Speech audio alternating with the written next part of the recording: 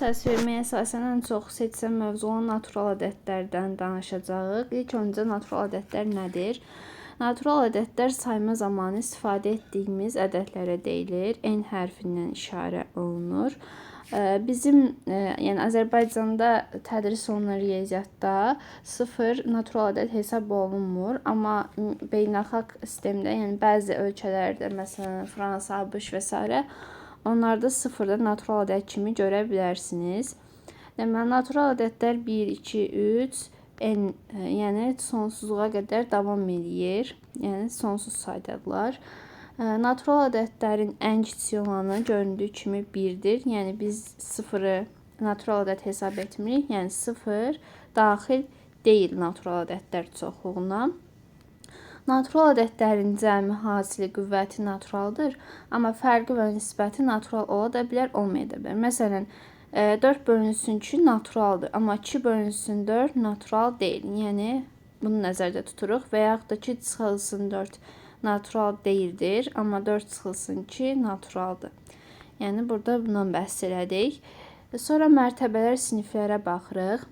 Mərtəbələrdə deməli var təhkiklər, onluqlar, yüzlüklər, bu daha doğrusu siniflərdir, yüzlüklər. Bunlar da indi mərtəbələrə ayrılır.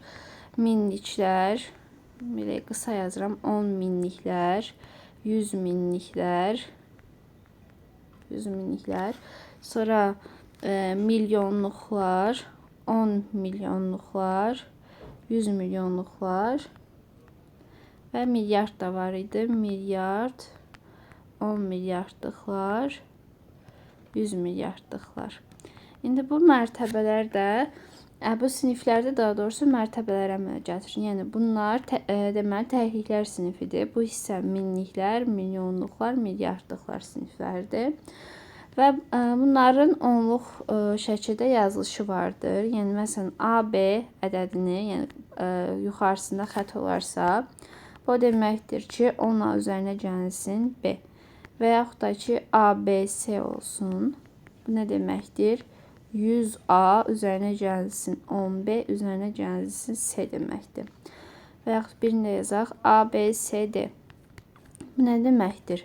1000A üzərinə gəlsin 100B üzərinə gəlsin 10C üzərinə gəlsin D deməkdir.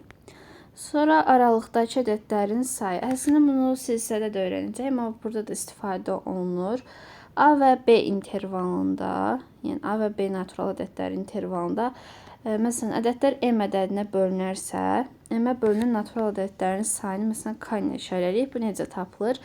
Son həddən çıxırıq ilk həddi, bölürük M-ə. Üzərinə də gəlirik 1. Məsələn, 2, 24 intervalında 2-yə bölünən neçə ədəd vardır? K bərabərdir 24 çıxılsın 2 bölünsün 2 üzərinə gəlsin 1. 11 üzərinə gəlsin 1, 12. Bu şəkildə tapılır. Sonra cüt və tək ədədlərə gəlirik. Natural ədədlər cüt və tək olmaqla 2 yerə bölünür. Birinci cüt ədədlər.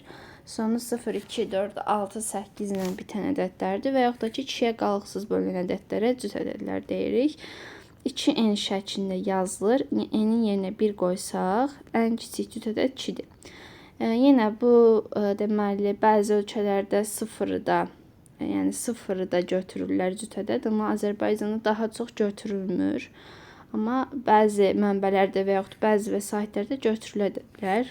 Yəni bunu nəzərə alarsınız.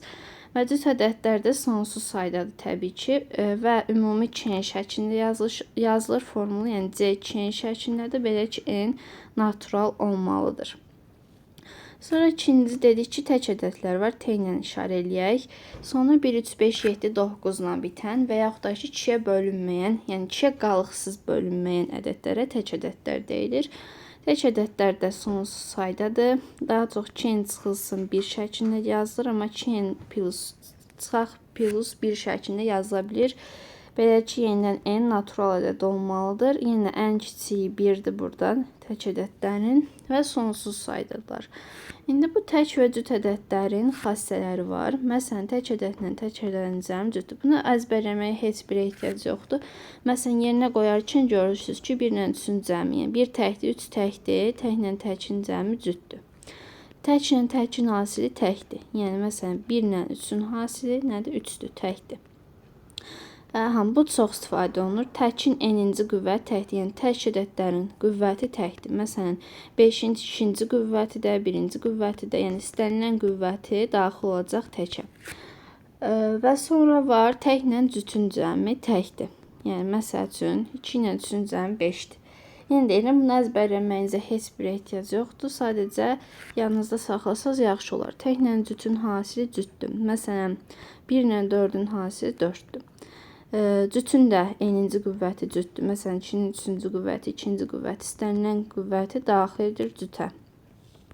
Cütlə cüt ədədin cəmi cütdür. Yəni, məsələn, 2 ilə 4-ün cəmi 6-dır.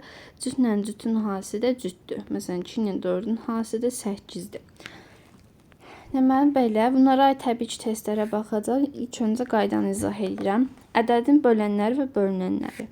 Bölən nədir? Natural ədədin bölündüyü hər bir natural ədəd onun böləni adlanır.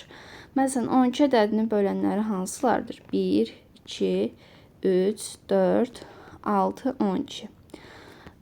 Məsələn, 24 olmasın, 20 ədəd olsun. Bölənlərini yazaq. 1, 2, 4, 5, 10, 20 və s. Bölənlər sonlu saydadır. Yəni, baxın, məhdud saydadır. Məsələn, 12-nin neçə böləni vardır? 6 böləni var. 20-nin, deməli, onun da 6 böləni var bu şəkildə. İndi bölünənlər nədir bəs? Natural ədədə qalıqsız bölünən hər bir natural ədəd onun bölünəni adlanır. Məsələn, onun bölünənlərinə baxaq. 10, 20, 30, 40. Baxın, bu sonsuzdur. Yəni, sonlu, dedik ki, bölən sonlu saydadır, amma bu sonsuz saydadır. Onun istənilən qədər qüvvəti, yəni bölünəni vardır. Sonra ən çox düşən məqamlardan biri olan bölünmə əlamətlərinə baxırıq. Birinci olaraq 2-yə bölünmə əlaməti. 2-yə bölünmə əlaməti sonu 0 və ya cüt ədədlərlə bitən ədədlərin hamısı 2-yə bölünür. Yəni, məsələn, 1000 də bölünür, məsələn, 22, 44 və s. də bunlar 2-yə bölünür. İkincisi, 3-ə bölünmə əlaməti. Rəqəmləri cəmi əgər 3-ə bölünərsə, deməli, həmin ədəd 3-ə qalıqsız bölünür. Məsələn, 15, 1 ilə 5-in cəmi 6. 3-ə qalıqsız bölünür deyə 15 də 3-ə bölünəcək. Məsələn, 1005 ədədi. 1 ilə 5, 0, 0, cəmi 6 edir. 3-ə bölünür deyə bu da 3-ə bölünəcək. Məsələn, hər hansı bir ədəd yazaq. Deməli, bu zaman siz ümumi rəqəmləri cəmini hesablamaq əvəzinə belə də edə bilərsiniz. 6 tam bölünür, 2 ilə 7-in cəmi tam bölünür, 4 bölünmür. Deməli, bu ədəd 3-ə qalıqlı şəkildə bölünür. Yəni, bu şəkildə bilirik. Üçüncü daha doğrusu, 4-ə bölünmə əlaməti. Əgər ədədin son 2 rəqəmi 0-dırsa və yaxud da ki, son 2 rəqəmi 4-ə bölünən bir ədəddirsə, bu ədəd 4-ə bölünəcək. Məsələn, 1200 4-ə qalıqsız bölünəcək. Məsəl üçün, 1204 4-ə qalıqsız bölünəcək. Məsəl üçün, olsun 2536 4-ə qalıqsız bölünəcək. Dördüncüsü 5-ə bölünmə əlaməti. Sonu 0 və ya 5 ilə bitən ədədlərin hər biri 5-ə qalıqsız bölünəcək. 10, 25, 1005 və s. Bunlar 5-ə bölünür. Sonra 6-ya bölünmə əlaməti. 2-yə və 3-ə bölünən hər bir ədədlər 6-ya bölünəcək. Məsələn, 22 ədədinə baxaq. 2-yə bölünür, amma 3-ə bölünmür. Deməli, bu 6-ya bölünmür. 24 həm 2-yə bölünür, həm 3-ə. Deməli, 6-ya bölünəcək bu şəkildə. Sonra 6-cı 8-ə baxırıq. 8-ə bölünmə əlamətinə. Əgər bir ədədin son 3 rəqəmi 0-dırsa və yaxud da ki, bu əmələ gələn, yəni son 3 rəqəmin əmələ gətirdiyi ədəd 8-ə bölünərsə, deməli, bu ədəd 8-ə bölünəcək. Məsəl üçün, 10.064, baxın, 64 8-ə bölünür deyə bu 8-ə bölünəcəkdir. Amma məsələn 10.058 8-ə bölünməyəcək. 7-ci 9-a bölünmə əlaməti. Rəqəmləri cəmi 9-a bölünən natural ədədlər 9-a bölünəcək. Məsəl üçün 108 1 0 8 cəm 9 eldə 9-a qalıqsız bölünəcək. Amma məsəl üçün 110 9-a qalıqlı bölünür.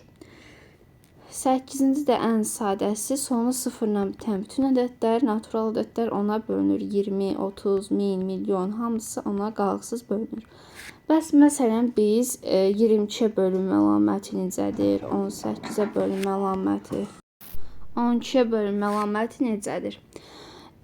Deməli, biz bu zaman elə 2 ədəd seçməliyik ki, bu 2 ədəd qarşılıqlı sadə olsun. Yəni biri digərinin böləni olmasın. O şəkildə seçməliyik və bunlar sadə də olacaq şəkildə seçməliyik. Məsələn, 22-yə bölünmə əlaməti 2 ilə 11-dir. 18-ə bölünmə əlaməti nə olacaq? Baxın, 3 ilə 6, 2 ilə 9, 1 ilə 18. Və 1-i götürə bilməliyik. 1 ilə 18 olmaz, 3 ilə 6 olmaz. Deməli, 2 ilə 9-dur. Və yaxud 12-yə baxaq.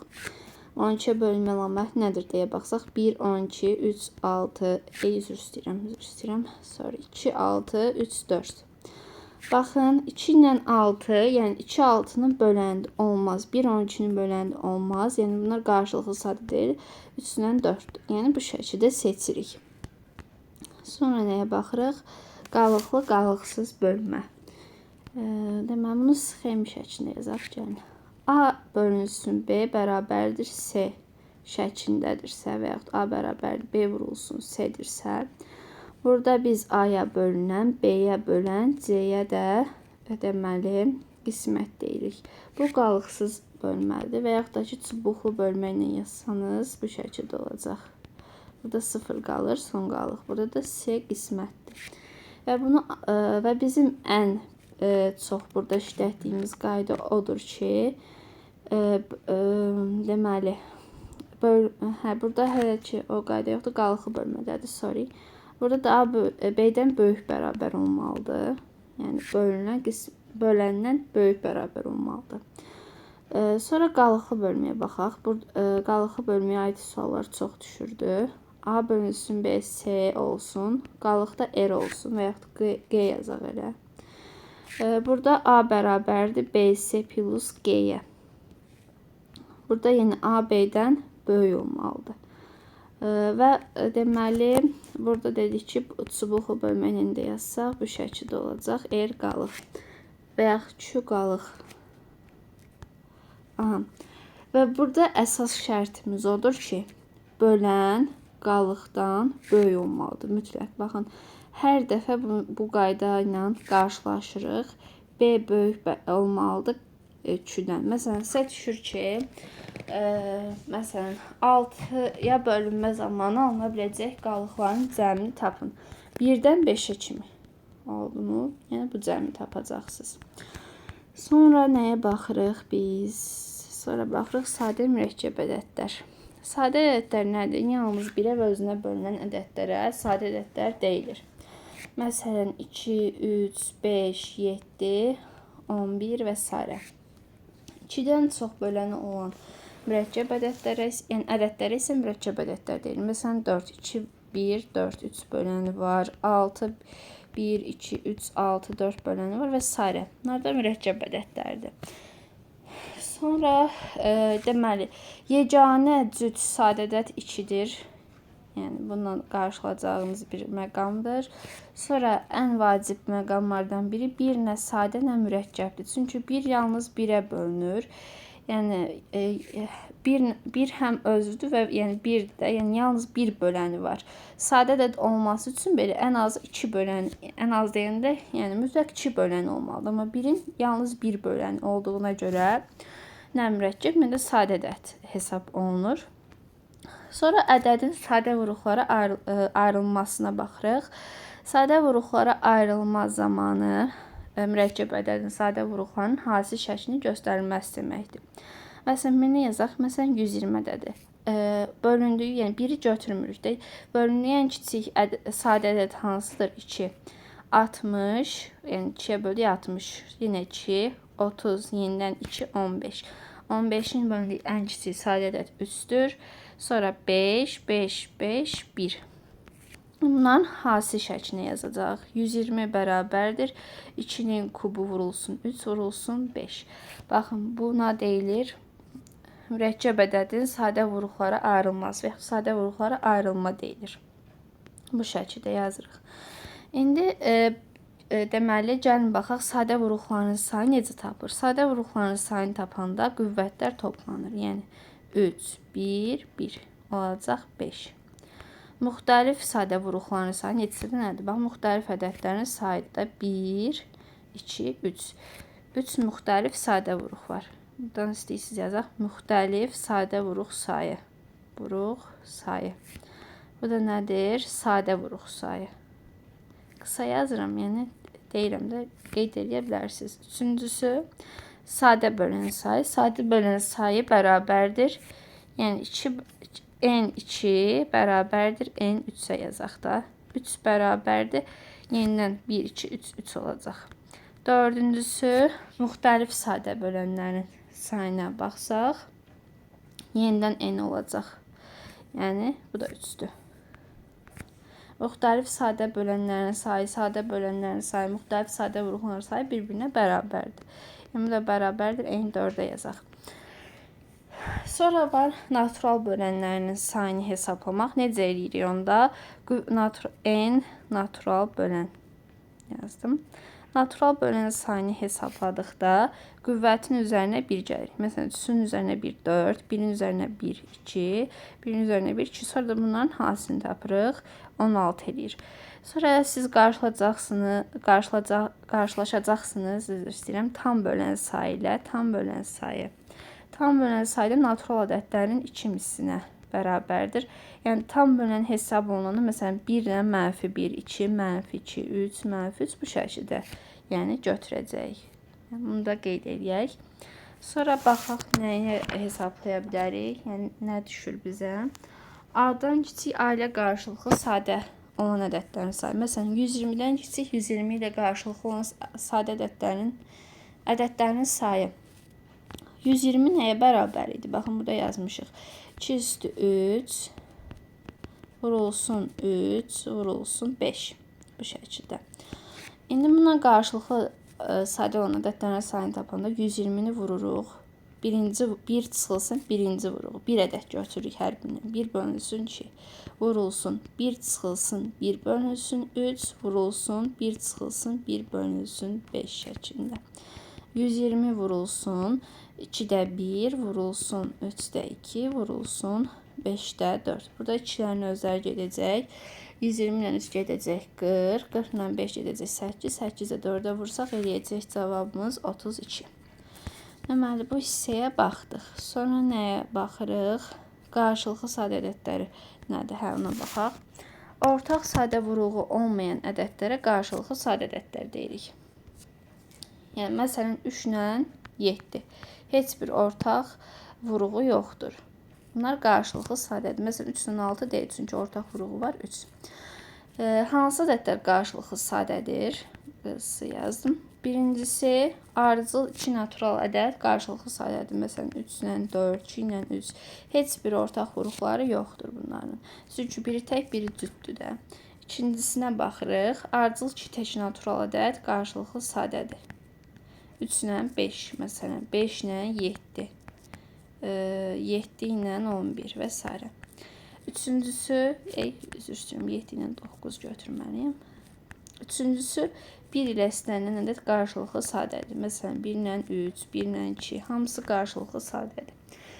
İndi sonra ən sonuncu hissəmiz nədir? Əbobla əkob. Əbobla əkob hesablamaq üçün nədir? Əbob ümumiyyətcə nəyə deyilir? Ən böyük ortaq bölənə deyilir, bölən. Yəni, A və B ədədlərinin hər ikisinin ortaq bölündüyü ən böyük ədədə, natural ədədə əbob deyirik. Məsələn, əbob, yəni A ilə B bu şəkildə işarə edəcəyik. Əbobu tapmaq üçün nə etməliyik? Məsələn, 2 ədəd üzərində göstərəcəm. Əbob 12 ilə 22 olsun. 12-nin sadə vuruqlarını, yəni daha doğrusu hər ikisini ayıracaq. 12-ni sadə vuruqlara ayıraq. 22-ni əvvəlcə belə ayıraq. 12 nəyə bərabərdir? 2-nin kvadratı vurulsun 3, 22 də bərabərdir 2 vurulsun 11. Və bunlardan sonra biz hər ikisində ortaq qüvvəti olan qüvvəti kiçik olan ədədləri seçirik. Sonra da onların hasilini tapırıq. Məsələn, burada 2-nin kvadratıdır. Burada da 2-nin üzərində heç nə yoxsa bu 1-dir. Burada kiçiyini götürürük, 2 üstü 1-i götürürük. Çünki bu ədəd 2 üstü 2-yə, yəni 4-ə bölünmür ki, amma kiçiyini götürsək hər ikisinə bölünəcək. Deməli, bunların əbobu 2-dir. Sonra deməli, məsələn, birinə də baxaq. Əbob 34, məsələn, neçə olsun? 26 olsun. Yox, bunların da biraz fərq edə istəyirəm. 36 ilə 24 olsun. 36-nı ayıraq. 2, 18, 2, 9, 3, 3, 3, 1. 24-də ayırsaq. 2, 12, 2, 6, 2, 3, 3, 1. 36 nədir? 2-nin kvadratı vurulsun 3-ün kvadratı. 24 nədir? 2-nin kubu vurulsun 2-nin kubu vurulsun 3 üstü 1 yazıram. Burada kiçikləri götürürük. Yəni 3 üstü 1-i götürəcəyik. 2 üstü də 2-ni götürürük. Bunların da hasilini tapırıq. 4 ilə 3-ün hasili 12. Bu şəkildə. Əçob nədir? Ən kiçik ortaq bölünən əldə edilir. Yəni A və B ədədlərinin hər ikisinin bölündüyü ən kiçik natural ədəddir. Əçobu tapmaq üçün müxtəlif üsulları var. Mən özüm istifadə etdiyimi deyəcəm. Məsələn, əçob 12 ilə 16. 12 ilə 16-nın yenə hər ikisini sadə vuruqlara ayırırıq. 2, 3, 3, 1. 16, 2, 8, 2, 4, 2, 2, 2, 1. Baxın, burada böyük ədədi götürürük, 16. Böyük ədədi vururuq, kiçik ədəddə olmayan, yəni böyük ədəddə olmayan, amma kiçik ədəddə olan vuruqlara. Yəni 2 var, 2 var, ikisi də var. Bir dənə 3 yoxdur. Deməli, 16-nı vururuq 3-ə, 48-dir əçob. Və yaxud başqa bir ədədlərə baxaq. Əçob olsun 28 ilə 32. 28-i ayıraq. 2, 14, 2, 7, 7, 1. 32-ni ayıraq. 2, 16, 2, 8, 2, 4, 2, 2, 2, 1. Böyük ədədi götürdüm. 32. Vurdum, deməli, 32-də olmayan vuruqlara. Hansı var? Bir dənə 7-dir. 2-lərin ikisi də var. Olacaq 32 vurulsun. 7, 4, 224. Bu şəkildə tapılacaq. İndi əbob və əçob üçün müəyyən bir düsturlar var ki, onlar doğrudur. Birincisi, əçob AB vurulsun əbob AB bərabərdir elə həmin ədədlərin hasilinə. Məsələn, əçob 2 ilə 8, məsəl üçün eləmində, vurulsun əbob 2 ilə 8 bərabərdir 2 vurulsun 8, 16. Həqiqətən də əbob 2-dir, əçob 8-dir, hasilləri 16-dır. Sonra ikinci xassə odur ki, əçob AB-nin, indi əçob yazıram qısa, əboba nisbəti C-dir. C də nədir? Ortaq olmayan sadə vuruqların sayına deyilir. Deməli, bunlara baxacaq nümunəyə birinci yazım. Üçüncüsü əbob AB-nin bərabərdir. Kök altda AB bölünsün C-yə. Dördüncüsü əçob AB bərabərdir. Kök altda ABC-yə. Sonra 5-ci odur ki, A və B qarşılıqlı sadə ədəddirsə, əbobları 1-dir, əçobları isə hasilləridir. Bunu bir qayda kimi yadımızda saxlayırıq. 5 dedik. 6 da odur ki, A ədədi B-yə bölünürsə, yəni A ədədi B-nin böləndirsə, əbob kiçik olur. Yəni bölən olur. Əçob isə bölünən olur. Məsələn, burada 2 ilə 8, yəni 2 8-in böləndir. Əbob kiçiyi 2-dir, əçob isə böyüyü 8 olacaq bu şəkildə. Sonra 7-cisinə baxırıq. Əbob, məsələn, K burada misil göstərir. K, A, K, B. Burada K-nı çıxarsanız A ilə B. Məsələn, nə deməkdir? Məsəl üçün, əbob 36 ilə 24.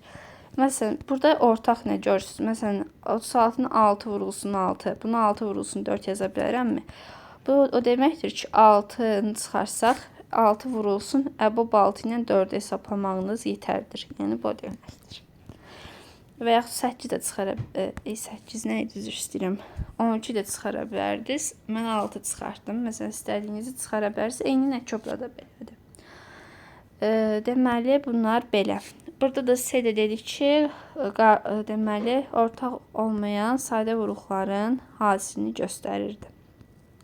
Şimdi testlərə baxırıq. Başlayaq baxmağa. Deməli, birə baxıram. İfadələrdən hansının qiyməti eyni bütün natural qiymətlərində təkdir. Yəni, o deməkdir ki, eyni həm tək, həm cüt götürəndə siz tək ədəd alarsınız. Yəni, eyni yerinə məsələn həm 1, həm 2 qoyun.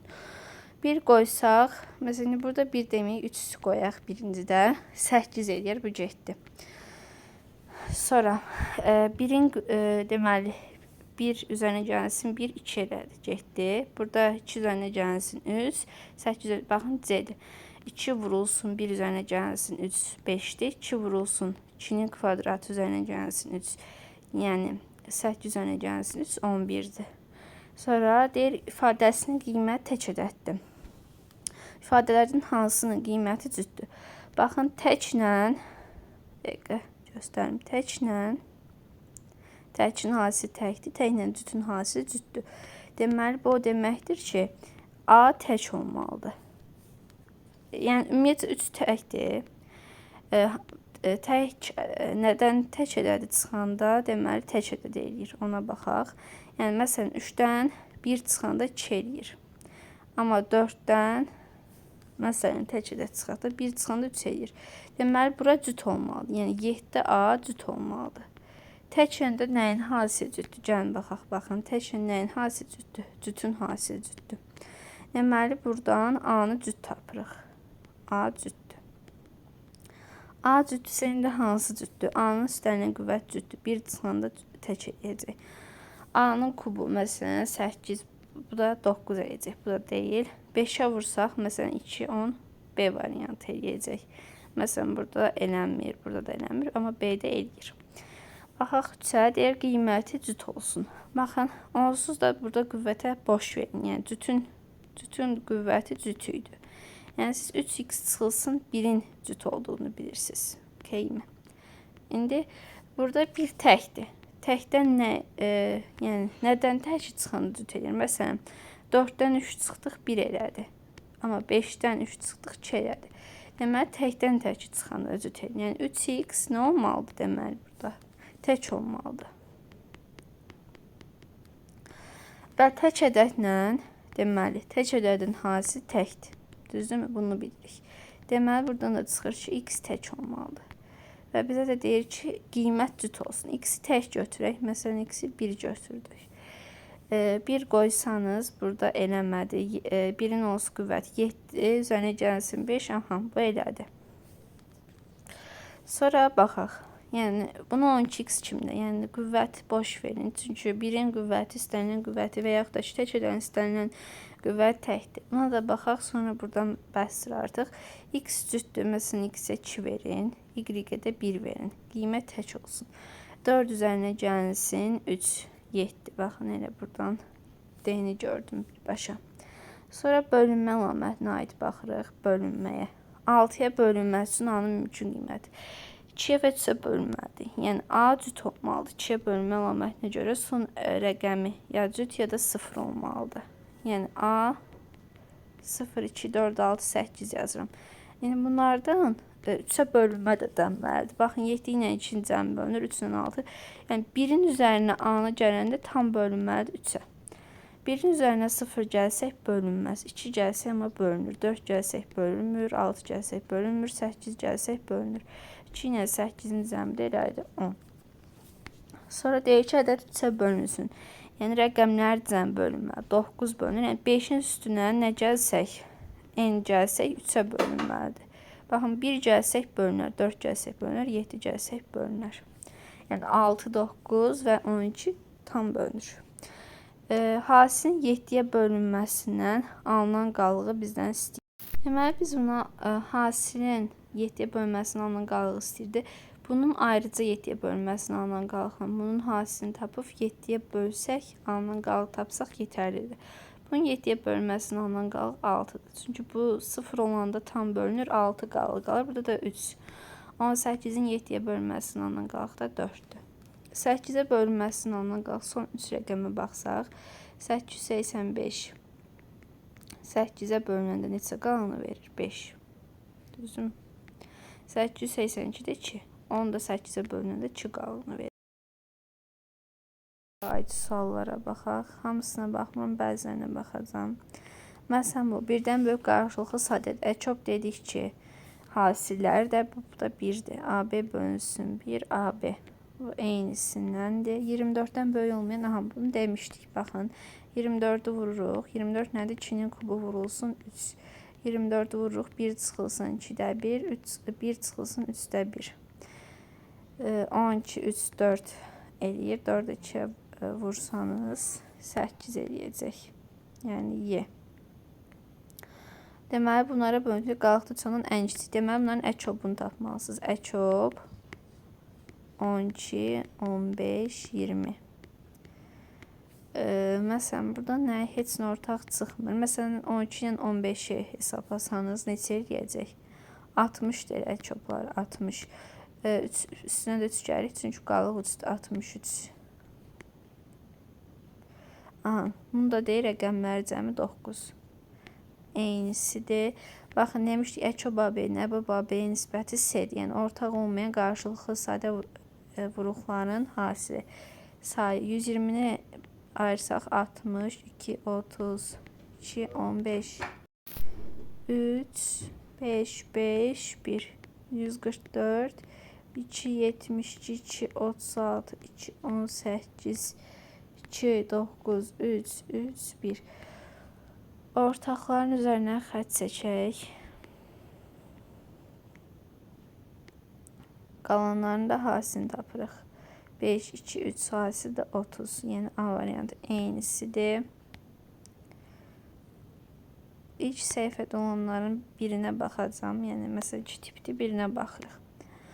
A naturalların 3 sadə vuruğu, B-nin 8 isə A vuraq B-nin. Yəni məsələn A-nın sadə vuruq sayı, yəni məsələn x üstü 3-dür. B x üstü 8-dir. Hasildə də x üstü 11 olacaq. Eynisidir. O biri deməli o birinin 4-də 3-üdür. Yəni 3x-lə 4x-dir. Əbopar nədir? X-dir. X 27-dir. Cəmləri nədir? 7x-dir. 7-ni də 27-yə vursanız 189. Yəni C variantı. Deyir ifadələri natural ədəddirsən, yəni n həm tam bölünür həm 6-ya, həm 8-ə, həm 9-a. Ən kiçik deməli qiymətli rəqəmləri cəm tapır. n bunlara bölünürsə, deməli bunların əkobudur. 6 ilə 9-un əkobu 18, 18 ilə 8-in əkobu. 2-ni çıxarsaq 9 ilə 4, 72 də əkobu. 72 də rəqəmləri cəmi 9-dur. Yəni ən kiçik 72-dir. Məsələn, digər ədədlər ola bilər, amma bizə əkob lazım idi. Və bu qədər. Bu izahlıq bu qədər.